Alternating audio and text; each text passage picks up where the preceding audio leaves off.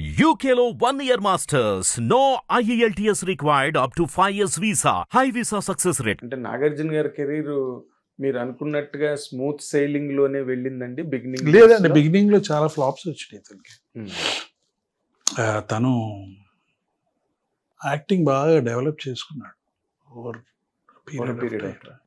చాలా సినిమాలు ఫ్లాప్ అయినాయి. అరణ్యకాండ, సంకీర్తన, గుర్తులేదు కానీ చాలా సినిమాలు ఫ్లాప్ అయినాయి. తర్వాత మజ్ను ఒకటి వచ్చింది, దాని తర్వాత గీతాంజలి వచ్చింది. One of the turning points in his Siva came after Gitanjali. Gitanjali తర్వాత of course Siva came after Gitanjali. Siva was out అన్నాడు. అప్పటికి మేము సినిమాలు ఎట తీయాలి ఏంటి ఆ గొడవ. కొత్త ప్రొడ్యూసర్, కొత్త డైరెక్టర్ వచ్చాడు. అతను సినిమా తీయటం కూడా ఒకసారి కూడా అసిస్టెంట్ డైరెక్టర్ కూడా చేయలేదు. But we were able to grasp. ధైర్యం చేయగలిగేవాళ్ళం. You're young. ఏది ఎక్స్పీరియన్స్ లేని డైరెక్టరు, అసలు సినిమా ఇండస్ట్రీలో లేని మనిషి వచ్చి రైటర్గా వద్దామని వచ్చిన మనిషి అతను డైరెక్టర్గా మారి ఆ సినిమా చేశాడు. అది మరి యూత్లో ఉన్న తెలిసి తెలవక, లేకపోతే ధైర్యమా, లేకపోతే తెలుసుకున్నావా, మీరే చెప్పాలి. ధైర్యం సార్, ఫస్ట్ తెలుసుకున్నారు.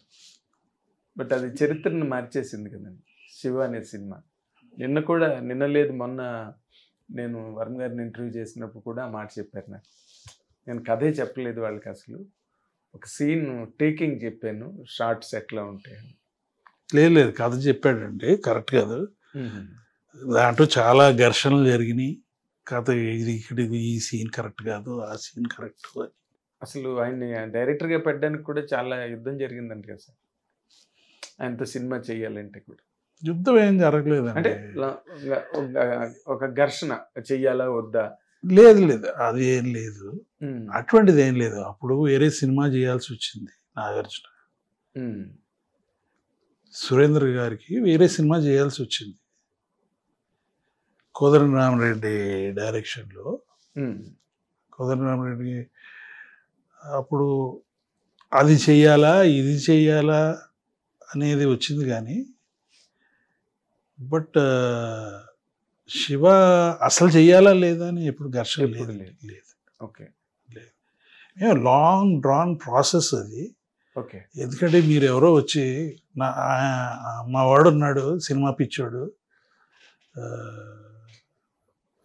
సినిమాలు చేస్తానన్న, స్టోరీలు రాస్తానన్నాడు, నువ్వు ఒకసారి కలువు అంటే, కృష్ణరాజు గారు మా సౌండ్ ఎడిటర్, ఆయన వచ్చి ఒక 15 నిమిషాలు విను అంటే నేను విన్నాను. అప్పటికే ఆయన రామోజీరావు గారి దగ్గరికి వెళ్ళాడు, రామానాయుడు గారి దగ్గరికి వెళ్ళాడు. అక్కడ ఏం జరగలా. సరే నువ్వు విను ఒకసారి, నీతో మాట్లాడతానంటున్నాడు. అంటే కూర్చొని 2-3 గంటలు మాట్లాడాను నేను. అక్కడి నుంచి మొదలైంది. I was impressed with him. What has really impressed you అండి ఆయనలో? అంటే ఇప్పుడు సినిమాలు అంతకుముందు ఏం చేయలేదు, బట్ ఇదిగో ఈ స్టోరీ ఇట్లా చేయొచ్చు, ఇట్లా మాట్లాడచ్చు. అసలు చాలా ఇన్డెప్త్ నాలెడ్జ్ ఉన్నట్టు మాట్లాడాడు. That is his strength. అది ఈ సినిమాలు చూసి అబ్జర్వ్ చేసిన అదంతా మైండ్ స్పంజ్ లాగా తీసుకుని he has what is called eidetic memory. ఏదన్నా చదివితే అది వర్బాటం దాన్ని ఐడెంటిక్ మెమరీ అంటారు. ఒకసారి చూస్తే చాలు. ఫోటోగ్రాఫిక్ మెమరీ అంటారు. సినిమా తీయాలి అని నేను, అతను రైటర్గా వచ్చాడండి. నేను అప్పుడు అగ్నిపుత్రుడు తీస్తున్నా, అగ్నిపుత్రుడు తీయబోతున్నా. ఓకే. రాఘవేంద్రరావు గారు. సో అప్పుడు అక్కడ అగ్నిపుత్రుడు కథ ఇదవ్వలేదు, ఫైనలైజ్ అవ్వలేదు, జరుగుతున్నాయి డిస్కషన్స్. ఓకే. సో ఇతను తీసుకెళ్ళా, ఇతను స్టోరీ చెప్తాడని శివ స్టోరీ ఇంకో టైప్లో చెప్పాడు. అక్కడ ఆ చెప్పపాటు ఏంటి, నా ముందులేగా చెప్పాడు. ఓకే. తను ఏమో మర్చిపోయాడో లేకపోతే వేరే రకంగా చెప్తున్నాడో నాకు అర్థం కాదు. చెప్తే ఆయన సరే నేను మాట్లాడతాను లేని బయటికి వెళ్ళింది అది ఈయనేంటి కమ్యూనిస్ట్ లాగా ఉన్నాడు అన్నాడు ఆయన. ఎవరు? రాఘవేంద్రరావు గారు. వర్మనా? నచ్చలేదు ఆయనకి. మరి అదే స్టోరీ మేము తీసాం కదా తర్వాత, ఇంకా డెవలప్ అయ్యి అది దట్ స్టోరీ డైలాగ్స్తో సహా ఒక అసిస్టెంట్ డైరెక్టర్ చేత, నాగేశ్వరరావు అని ఉన్నాడు అసిస్టెంట్ డైరెక్టర్ చేత టైం చేసాం ఆ సినిమాకి. ఆ టైమింగ్ చేసేటప్పుడు నేను ఉన్నా. ఎగ్జాక్ట్లీ 2 hours 14 minutes 15 minutes వచ్చింది సినిమా. 2 hours 10 minutes తీసాం. It was timed. అంటే ఎవ్రీ సీన్ చదవడం ఎంత టైం పట్టింది? చదవడం ఎమోషనల్గా మీరు మాట్లాడను మేము మాట్లాడను, గ్యాప్స్ ఇస్తా, సాంగ్ ఎంత ఉంటుంది, ఇది ఎంత ఉంటుంది, ఇది ఎంత ఉంటుంది, లెంగ్త్లు అవన్నీ యాడ్ చేసి ఒక టైంకి వచ్చినాయి. చాలా ఎలాబొరేట్గా చేశారండి. అది రామగోపాల్ వర్మ తీసుకొచ్చిన ప్రాక్టీసెస్ మెచ్చుకోవాలి. For example all small artist ఊరికే ఒక సీన్లో అట్లా ఒక డైలాగ్ కనుక్కున్నాను కూడా ఇంటర్వ్యూ చేసి auditions for even a junior artist దేవర్ ఆడిషన్. ఎవ్రీథింగ్ వాజ్ పక్కా. That was an experience. మీ కెరీర్లో బెస్ట్ ఎక్స్పీరియన్స్. బాగా ఇన్వాల్వ్ అయిన ఫిలిము. ఇది తీస్తుంటే ఈ లోపల ఒక ఎడిటింగ్ మొదలుపెట్టాను. మా ఓన్ ఫిలిమ్స్కి I would be almost like editing consultant. Nagarjuna other ఫిలిమ్స్కి used to be like that అన్అఫిషియల్గా. అట్లాగే స్లోగా నాకు కొంచెం ఫోటోగ్రఫీ బ్యాక్గ్రౌండ్ ఉంది స్కూల్లో.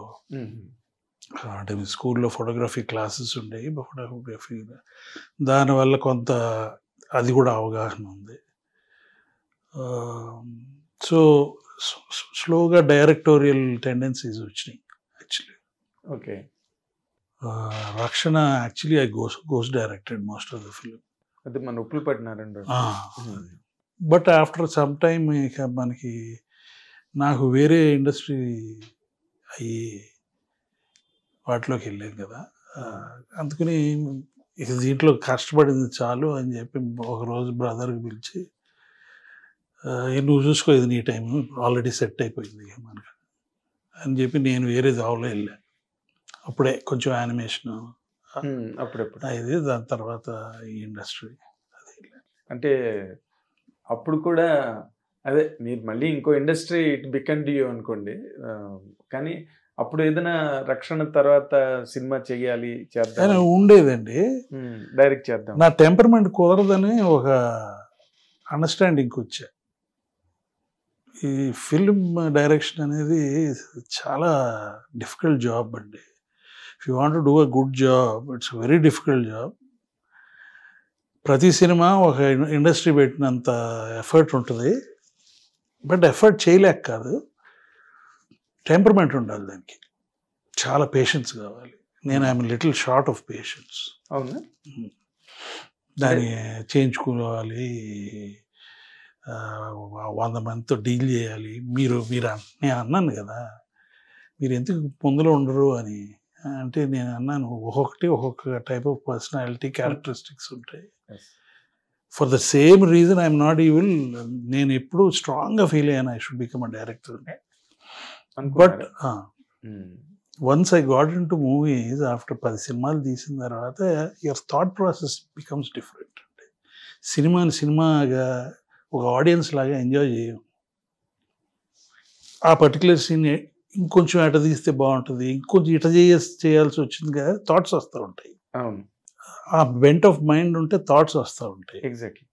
So I was in that stage where ఇంకో డైరెక్టర్తో పనిచేయటం కంటే నేను చేస్తే బెటరు అనే థాట్ ప్రాసెస్ స్టార్ట్ అయింది నాలో. కానీ అట్లా చెయ్యాలి అంటే 10 మందితో 100 మందితో 150 మందితో ఆర్టిస్టులు ఒక ఇంతమంది, మిగతా వాళ్ళ టెక్నీషియన్స్ ఇంతమంది, అందరూ డైవర్స్ పర్సనాలిటీస్ ఉంటాయి. అవును, వాళ్ళందరినీ చేకూర్చి what you have in your mind to convert to celluloid, ఆయనకు ఒక టైప్ ఆఫ్ క్యారెక్టరిస్టిక్ కావాలి. నాలో లేదని నేను డిసైడ్ అయ్యి తప్పుకున్నాను.